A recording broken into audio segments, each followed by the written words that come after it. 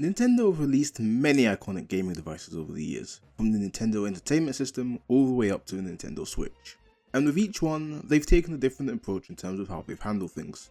Some worked, while others left a lot to be desired.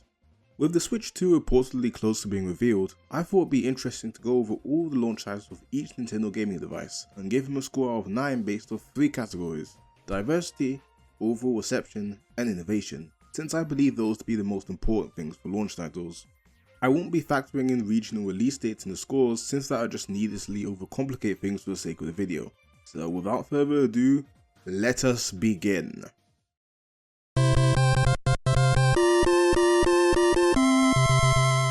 Kicking things off with the console that got Nintendo on their feet, the NES, or Famicom in Japan, was a commercial success, and a lot of that has to do with its stellar launch titles. Well, not for the Japanese. They only got 3 titles, with Donkey Kong being the only confirmed hit. While Donkey Kong Jr.'s sale figures are a real bitch to find online, I can only assume it was a hit given the strength of the Donkey Kong brand at the time. Popeye was the final release the Japanese got, and it's basically one-to-one with the Donkey Kong games. It sold well enough, but come on Nintendo, where's your variety? Well, most of that came with the American launch titles. 17 games, and the amount of variety here is impressive. While the actual quality of these games varied quite wildly, looking at you 10-yard fights, there were quite a few games here that effectively sold the NES to American audiences. Excitebike, a motocross racing game with really unique mechanics and a track editor which was unheard of at the time. Duck Hunt, a light gun game that was bundled with the console and is one of the highest selling NES games ever. Super Mario Bros, a 2D platformer that effectively birthed Nintendo's new mascot with how well received it was. As of now, it's the 9th highest selling game of all time.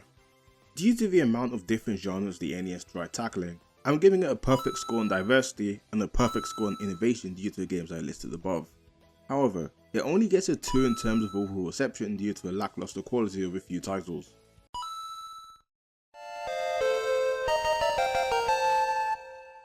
Released in 1989, the Game Boy would go on to be the most successful handheld of its era, beating out the Game Gear and Atari Lynx, with a big part of the reason the console sold so well, besides Pokemon, being the launch titles.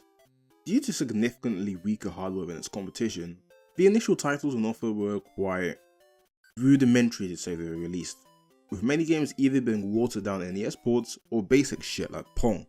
The one standout game on the system, however, was Super Mario Land, which was a Mario experience that felt almost identical to the console one, something unheard of in that era. The game would go on to be a commercial success, selling 18 million copies and showed gamers around the world what the Game Boy is capable of. These titles did incredibly well, and as such, I'm giving it a perfect score on diversity due to the relative diversity of titles, but a 2 in overall reception and innovation due to the lukewarm response from fans and critics, and the more rudimentary approach to game design.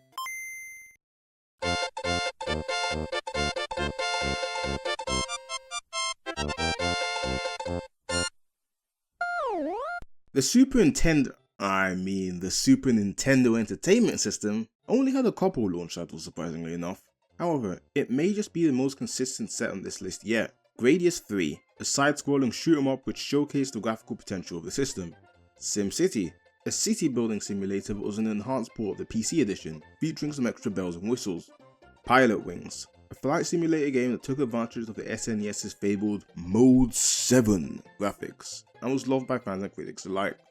F-Zero, a futuristic racing game that also used Mode 7 graphics and was praised for its high-speed gameplay. Super Mario World, a sequel to Super Mario Bros. 3 which improved on the formula in every way imaginable. Better graphics, controls, music, level design, the list goes on. Super Tennis, a tennis game that was praised for being engaging and having realistic gameplay. Well, as realistic as an SNES game could get. As a result of the innovation, sales, and reception all being this good, this is the first set of launch titles to receive a perfect score in all categories.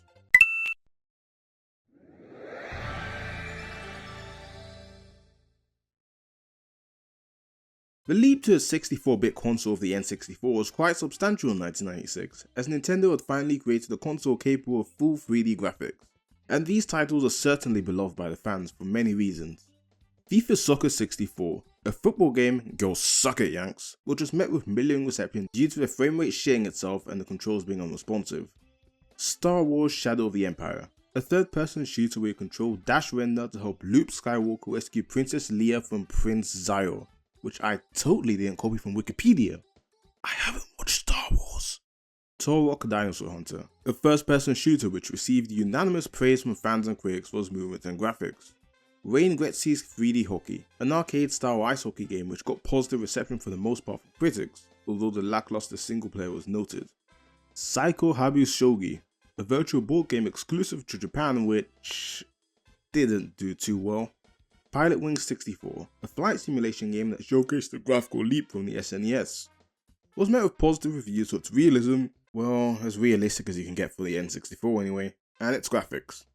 Super Mario 64, the Italian plumber's leap to the third dimension.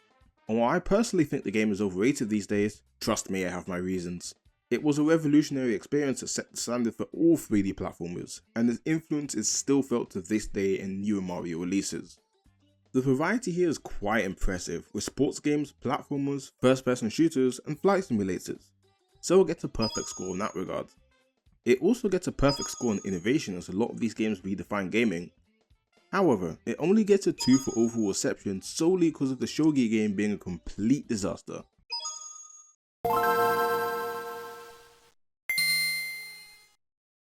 The GBA, released in 2001, was another successful handheld in Nintendo's ever-growing library, and it had a ton of release titles.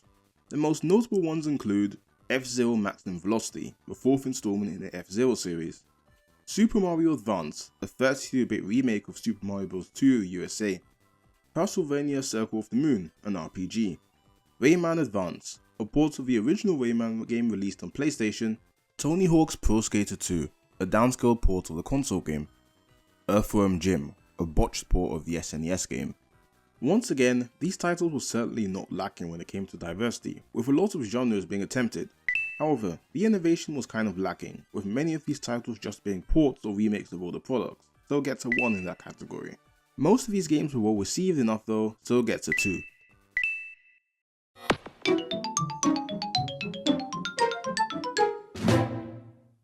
Much to my surprise and utter horror, the GameCube actually didn't sell that well, which is insane to me considering how many games on that console I wholeheartedly adore. And looking at these launch titles, they had quite a decent lineup if I do say so myself. Luigi's Mansion, a game about Green Stash and his fear for ghosts as Mario gets kidnapped due to him receiving a message about winning a mansion. The game wowed players and critics with its unreal graphics and insanely fun gameplay loop. Super Monkey Ball, an enhanced port of the original Dreamcast title that was a blast to play and regarded as one of the highlights of the console's launch lineup. Crazy Taxi, a racing simulator where your main objective is to pick up customers and drive them to a location as quickly as possible while performing 6 stunts. Tony Hawk's Pro Skater 3, a game where your main objective is to do as many stylish tricks as possible to get the highest score you can. It's often considered one of the greatest sports games in history. Sonic Adventure 2 Battle, the first ever Sonic game to make it onto a Nintendo console, is a 3D action platformer featuring our favourite Blue Rat and his friends. It sold incredibly well and was liked by critics, even if I think the game is overrated. Seriously, with the launch waters that strong, I'm beginning to think the only reason the GameCube didn't sell well was because of the lack of DVD playback. And yes, that was a big deal back then. With incredible genre diversity, a real creative roster of games that innovated in their respective series and used the hardware in interesting ways, and great sales, the GameCube receives a perfect score in all categories. The Nintendo DS marked a point in time where Nintendo gaming devices began to incorporate more gimmicks in their design, with the main gimmicks of the handheld being dual-screen gameplay and a functional touchscreen. However, a lot of these early games didn't take advantage of these kinds of features. The standout ones include Spider-Man 2, a watered-down version of the console version that didn't review particularly well, and watching footage of it makes me think that wasn't harsh in the slightest. Rayman DS, a remake of Rayman 2 that made the experience significantly worse for many due to its unintuitive controls and clunky camera. Super Mario 64 DS, a remake of Super Mario 64 that botches the experience due to no analog control. WarioWare Touched, a minigame collection featuring our favourite Faust that takes advantage of the DS's touchscreen to offer a unique gameplay experience. Pokemon Dash, a racing game for the system that was met with quite negative reviews by a lot of critics. The DS would later become one of the greatest selling systems ever, with later games using its features to their advantage more. These launch titles on the other hand, not as diverse as they could be, so I gave them a 2 in that category. Most of these definitely didn't take advantage of the system, earning it a 1. And a lot of these games were met with mixed reviews, meaning it earns a 1 for overall reception too. I love you DS, but damn, these launch titles were not it.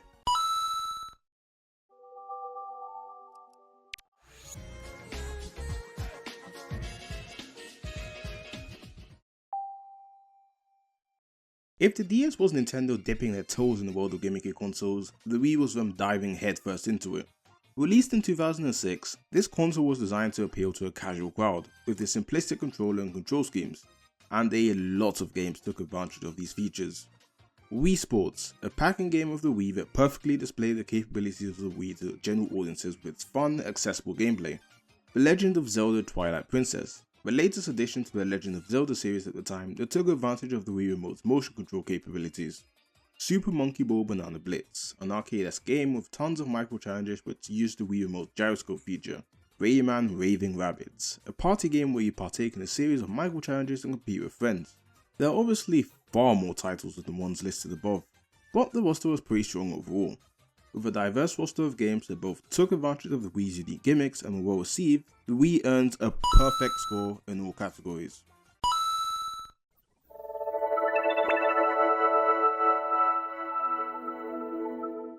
With the DS's success, it was only a matter of time before Nintendo announced a successor to it, and pretty predictably, the 3DS was released in 2011. Although I have to question the name, what the fuck does 3DS mean?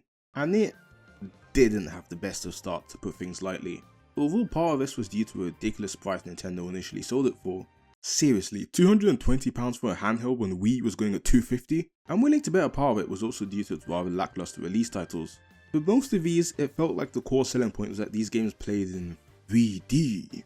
Asphalt 3D, Pro Evolution Soccer 2011 3D, Rayman 3D, Super Monkey Ball 3D, the list goes on. Not much going on in terms of innovation, so it gets a 1 in that regard. However, in spite of this, a lot of these titles did receive positive reception from critics, with Super Street Fighter 4 3D edition being a highlight. There's also a decent amount of diversity, so both categories get a 2 from me.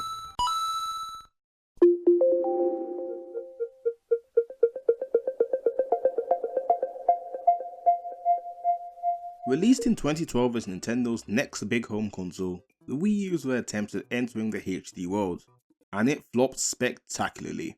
Not only is it the worst selling Nintendo console ever, but it also has one of the shortest life cycles. And besides the marketing of the console being fucking terrible, a big part of this was the poor quality of launch titles for the system. There's 26 of these, so going through all of them would be redundant. So, to save a bunch of your time, a lot of the games available for the system were either poor man's versions of their PS3/Xbox 360 equivalents due to how difficult the console was when it came to porting games, like Sonic and Sega All-Stars Racing Transformed, or games that lacked in the originality department, like a new Super Mario Bros. U. Due to this, these games can't rank that high in any category. I gave them a 2 in diversity because there's a decent variety of genres at the very least, but a 1 in both innovation and overall reception.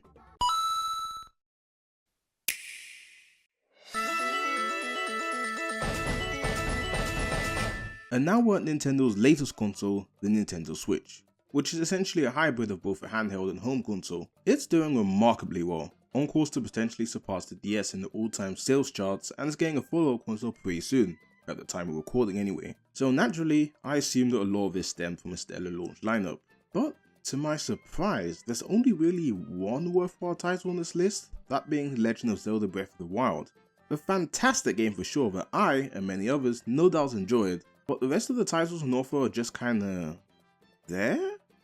Although there were many games released later in the same year that blew the minds of gamers away, the initial launch lineup was surprisingly underwhelming, with a lot of it being shovelware. I'll give overall reception a 3 since Breath of the Wild is simply that good, but a 1 in diversity and 2 in innovation due to the relative lack of different genres. And there we have it folks, my objectively correct opinion on the launch titles of all Nintendo systems. It was interesting to see the different approaches Nintendo began to take as they lent more to the gimmicky sorts of consoles they're well known for today. And if there's anything I hope they take from their prior attempts for the Switch 2, I hope that they realize that successors to popular consoles need great launch titles in order to take off. That, and they better have better marketing than the Wii U, cause fuck me.